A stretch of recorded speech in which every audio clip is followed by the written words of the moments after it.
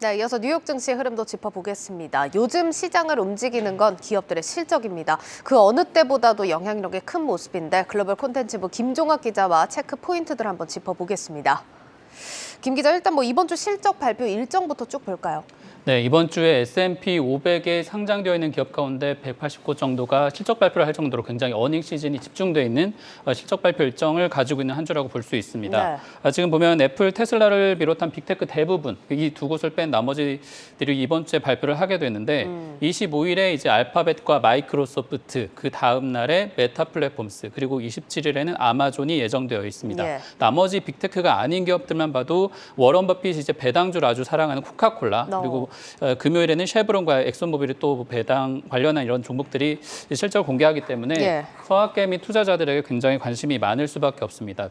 아무래도 우리나라 이제 투자자들이 미국 증시에 관심을 가진 이후에 가장 많이 투자한 회사가 이러한 애플, 테슬라를 빼고도 마이크로소프트나 아마존 같은 경우도 여전히 10위권 안에 순위에 들어가 있기 때문에 상당히 관심이 많을 수밖에 없어 보입니다. 그런데 이 빅테크 기업들 같은 경우에는 지난 팬데믹 기간에 폭발적으로 성장하기도 했지만 작년 4분기 최악의 실적을 공개한 뒤에 대규모 인력을 해고하고 또 사무용품까지 단속을 하면서 비용 절감에 굉장히 몸부림을 치는 그런 모습을 보이기도 했습니다. 무엇보다 미국 주식시장의 한 5분의 1 정도의 시가총액을 차지하고 있는 기업들이다 보니까 낮아진 기대치를 넘어설 정도의 1분기 실적이 정말 좋은지 이번에 이제 대량으로 감원한 그런 비용 절감 효과가 나타나고 있는지 또는 2분기 이후에 가이던스를 이제 경영진에서 내놓게 될 텐데 이게 얼마나 안정적으로 또 유지될 수 있는지 투자자들에게 큰 관심거리가 되고 있습니다. 알겠습니다. 확인할 게 많은 분기일 것 같습니다. 어쨌든 지난주 테슬라 실적 발표로 실망감이 좀 커진 모습인데 이번 주도 보시다시피 큼직한 기업들 실적이 많이 나옵니다. 이번에는 좀 시장의 기대치를 맞출 수 있을까요? 기대치가 낮으면 오히려 주가가 많이 오르잖아요. 가장 최근에 이제 지난 분기에 발표를 했었던 메타 플랫폼스가 회사가 망한 줄 알았더니 오히려 비용 절감 효과가 나타나면서 주가가 올랐는데 그렇죠. 이번에도 그런 효과가 월가에서 조금 나타날 것 같습니다. 관건은 결국에는 시장의 눈높이를 얼마나 맞추냐일 텐데 몇몇 종목을 보자면 마이크로소프트 같은 경우에는 월가에서 내놓은 매수 의견이 지난달 이제 3월까지만 해도 26곳이었는데 이달에는 13곳으로 조금 줄어들어 있는 상태이고 강력 매수 의견은 18곳에서 14곳으로 감소한 상태입니다. 아마존을 비롯해서 대부분의 이제 종목에 대해서 월가에서는 일단은 조금 눈높이를 낮춘 상태에서 접근하고 있다. 이렇게 해석을 해볼 수 있는 부분이고요. 그리고 지금 아마존에 대해서 시장의 관심이 가장 높은데 아무래도 미국 소비 시장에 가장 직접적으로 연관되어 있고 경제 성장과 어떤 대입을 많이 해볼 수 있는 부분이 많기 때문에 관심을 가지고 있습니다. 아마존은 지난 분기 이제 주 수익원이었던 클라우드 서비스 부진에다가 전기차 기업인 리비안에 대한 투자 실패까지 겹치면서 주가가 크게 조정을 겪었는데 이후에 제2 본사 공사도 중단하고 현재 2만 7천 명 가량의 감원과 비용 절감에 돌입한 상태입니다. 이러한 처방이 정말 효과를 보고 있을지가 이번 분기에 관건이 될 것으로 보여집니다. 알겠습니다. 이런 부분 또 체크 포인트로 또 확인하시면서 실적 보시면 좋을 것 같고 이런 전망 때문인지 어쨌든 나스닥도 개장 전 움직임은 좀 부진한 모습을 이어가고 있습니다. 그러면 마이크로소프트는 좀 전망이 어떤가요? 마이크로소프트는 이 챗 GPT라고 하는 대왕의 인공지능 기술을 검색에 탑재하면서 상당히 관심을 많이 모았고 이 때문에 주가가 올랐지만 그럼 정말 이를 통해서 광고 수익이 창출이 되느냐가 이번 분기에 어느 정도 가늠이 돼야 할 것 같습니다. 마이크로소프트와 또 경쟁사라고 할 수 있는 알파벳은 최근에 화두가 된 이런 대화형 인공지능 기술을 통해서 추가적인 투자를 계속하고 있고 추가적인 광고 수익에 대해서 이 가이던스를 내놓게 될 텐데요. 아무래도 이제 앞서 설명드렸던 아마존과 함께 클라우드 시장의 3대 업체이기도 한 곳들입니다. 그런데 이 분야에 대해서는 일단은 전망이 굉장히 좋지 않거든요. 모건 스탠리에서 낸 보고서를 보면 이 클라우드 서비스를 이용하는 이제 고객 기업 가운데서 44% 정도가 워낙에 이제 경기가 안 좋다 보니까 지출 최적화를 시작을 했다. 그래서 이 기간이 한 10개월 정도, 거의 1년 정도 이어질 수밖에 없다라는 그런 전망을 하고 있습니다. 물론 장기적으로는 좋다라고 또 해석을 하고는 있지만 단기적으로 올해만 봤을 때는 이들 기업에 대해서 좋게 보기 어렵다라는 말이 가능할 것 같고요. 이렇게 전반적인 수익 확대가 막힌 가운데 아무래도 이제 여러 가지 투자를 진행해야 되는 이런 마이크로소프트 같이 관심을 많이 받는 기업들은 실제로 지표로 보여주기는 좀 어려운 한계도 안고 있다라고 볼 수 있습니다. 오히려 이제 기존의 사업들, 아주르 같은 사업을 포함해서 나머지 사업에서 얼마나 성과가 나오고 있는지가 아직까지 확인되고 있지 않기 때문에 이 부분을 실적 발표 때 눈여겨봐야 할 것 같습니다. 다음 주 또 이번 주 이제 실적 나오는 대로 저희도 또 발빠르게 전해드리도록 하겠습니다. 다음 이슈도 한번 보겠습니다. 일단 금융권 리스크 불씨가 아직은 꺼지지 않았다 이런 얘기가 나오는 가운데서 퍼스트 리퍼블릭 실적이 또 나오죠?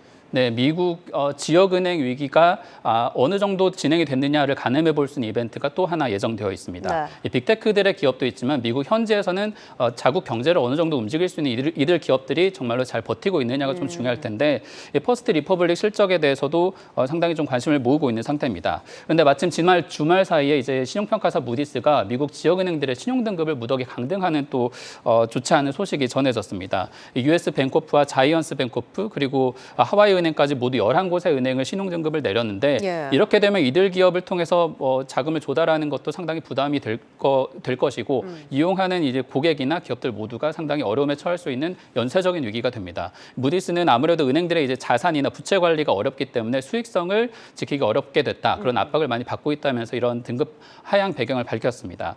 네. 이런 우려가 결국에는 은행뿐 아니라 미국 경제 전반으로 계속해서 잠재적으로 오래 지속될 수 있기 때문에 이 부분도 지켜봐야겠습니다. 네, 정말 말 그대로 불씨가 아직은 완전히 꺼지진 않았다라는 평가가 많습니다. 특히나 중소지역은행 부실 위험이 조금 더 길어질 수 있다 이런 전망이 나온다면서요? 네, 긴축 그 국면에서 은행권 불안이 계속해서 이어지고 있다. 방금 전에 말씀을 드렸는데 최근에 은행 파산 사태 이후에 이제 대출이 줄어들면서 결국 기업이나 이런 필요한 자금을 조달하지 못해서 경제 활력이 줄어드는 현상이 나타나게 될 것이고 네.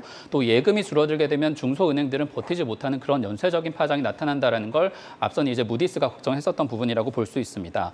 이에 대해서 이제 대형 투자은행 골드만삭스가 예측을 한 부분이 있는데 대출이 2% 줄어들면 현지 은행의 수익이 10% 정도나 줄어든다라고 합니다. 이에 따라서 이번 사태가 연쇄적으로 파장을 일으키게 돼서 최종적으로 미국 내 이 GDP에 대해서 파장을 주게 되는데 한 0.3% 정도 이 성장률을 깎아먹는 그런 요소가 될 수 있다. 이 부분을 상당히 우려하고 있습니다. 네, 미국 내 경기 회복이 좀 더디게 진행될 가능성이 있어 보이는 만큼 지켜볼 이슈일 것 같습니다. 자, 마지막 이슈는 기세 오른 탈달러다. 이렇게 또 키워드를 잡아주셨는데 어떤 얘기인지 먼저 달러와 흐름부터 좀 볼까요?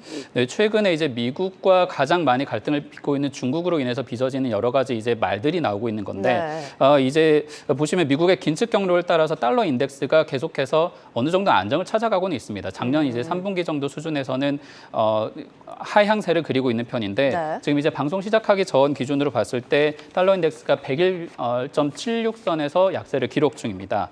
이게 이달 기록한 13일 연중 최저치보다는 조금 높은 편이긴 하지만 아무래도 지난해 이제 3분기 이후에 연일 내리막인 흐름을 계속해서 이어가고 있다 이렇게 볼 수 있는 부분이고요.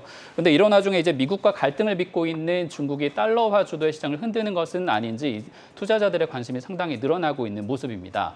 이 부분에 대해서 이제 블룸버그가 시장조사 업체를 통해서 미국 내 전문적인 투자자들의 의견을 좀 종합한 부분이 있는데 보시면 전 세계 외환 보유고에서 달러가 차지하는 영향력이 얼마나 줄어들 수 있느냐. 그러니까 50% 이하가 되면 정말 달러 중심의 세계가 무너질 수 있다라고 좀 우려를 하는 부분인데 응답자의 한 80% 이상이 그럴 가능성을 내다봤고 이 전체 응답자의 한 3분의 1 정도가 그런 상황이 10년 이내 발생할 수 있다. 이렇게 예측을 하고 있는 것으로 실제로 나타났습니다. 그러면 이 말은 미국 달러화가 가진 어떤 기축 통화로서의 주도권을 좀 뺏길 수 있다 이런 얘기일까요? 네, 미국의 어떤 주도적인 경제, 굉장히 뭐 석유와 달러를 이용해서 그동안 커왔던 경제가 위협을 받을 수 있다라는 걸 이제 투자자들이 많이들 우려하고 있는 상황이 전개되고 있다 이렇게 좀 볼 수 있을 것 같고요. 사실 우리나라를 포함해서 상당수 나라들이 외환 준비 통화로 달러를 지금 쌓아놓고 있는데, 근데 이제 국제통화기금 IMF 데이터를 찾아보면 지난해 조사에서도 상당히 이제 달러의 비중이 조금 줄어드는 그런 현상이 나타나고 있습니다. 이게 집계한 1995년 이후로도 달러 비중이 59% 정도로 최저 수준까지 낮아져 있고 가장 밑에 이제 원래는 없었던 위안화가 조금 비중을 높여가면서 2.7%까지 올라와 있는 상태입니다. 이게 작년 자료니까 이보다 조금 높다라고 볼 수 있는데 또 IMF는 해당 자료에서 미국의 가장 우방이라고 할 수 있는 이스라엘이 달러 대신 다른 통화 위안화나 엔화 그리고 캐나다 달러 같은 다른 대체 통화로 이제 비축 통화를 늘리는 그런 현상이 관측되고 있기 때문에 달러의 좀 위세가 예전 같지 않다라는 게 어느 정도 데이터로도 확인이 되는 것 같습니다. 그리고 얼마 전에 ECB 크리스틴 라가르드 총재까지 또 이런 논란에 불을 붙이지 않았습니까? 이 부분에 있어서도 상당히 브라질의 룰라 대통령이 최근에 이제 중국을 찾아서 그때부터 아예 공격적인 발언을 했기 때문에 이게 정말 말이 되는가라는 의견들이 나왔는데 보시면 브라질 룰라 대통령의 발언을 조금 소개해드리면 왜 우리가 자국 통화로 무역을 할 수 없는가? 달러가 정말 세계 무역을 지배하는 세상을 끝내야 한다. 이런 발언을 아예 공격적으로 한 적이 있습니다. 이 부분에 대해서 이제 시진핑과 이제 만나서 중국을 생각해서 그런 발언일 수도 있겠지만 결국에는 달러를 대체할 결제 수단이 충분하다라는 걸 브라질도 인지하고 있다라는 걸 말하는 부분이고요. 네. 그리고 말씀해줬던 이제 크리스틴 라가르드 ECB 총재도 아예 이제 달러의 기축통화주의를 당일세서는 안 된다 이렇게 제안을 한 상황입니다. 이게 뭐 ECB 차원에서 유로화의 어떤 가치 방어를 위한 그런 부분도 있겠지만 결국에는 그동안에 있었던 달러 중심의 세계가 역시 무너지고 있는 흐름으로 관측이 되고요. 이에 대해서 마크 소벨 전 미 재무부 차관보의 해석이 마켓워치를 통해서 전해진 내용이 있는데 미국이 이제 그동안에 무분별하게 재정이나 통화 정책을 쓰다 보니까 신뢰도 하락을 자초한 측면이 있다 이렇게 진단을 내리기도 했습니다. 물론 전 세계 교역 시장의 영향력이나 여러 가지 측면에서 당장 이 부분이 깨지거나 그러진 않겠지만 또 한 가지 이제 자본시장이 개방되지 않은 중국의 입김에 한계가 있다는 점도 뭐 반론으로도 나오고 있습니다. 다만 이제 세계가 이제 달러 중심으로 돌아가는 그동안 경제 방식에 반기를 드는 나라들이 늘어나고 있다는 점은 앞으로 이제 투자하는 측면에서 또 국제 자본 질서를 파악하는 측면에서 지켜봐야 될 것으로 보여집니다. 네, 여기까지 듣겠습니다. 고웨스트 김종학 기자였습니다.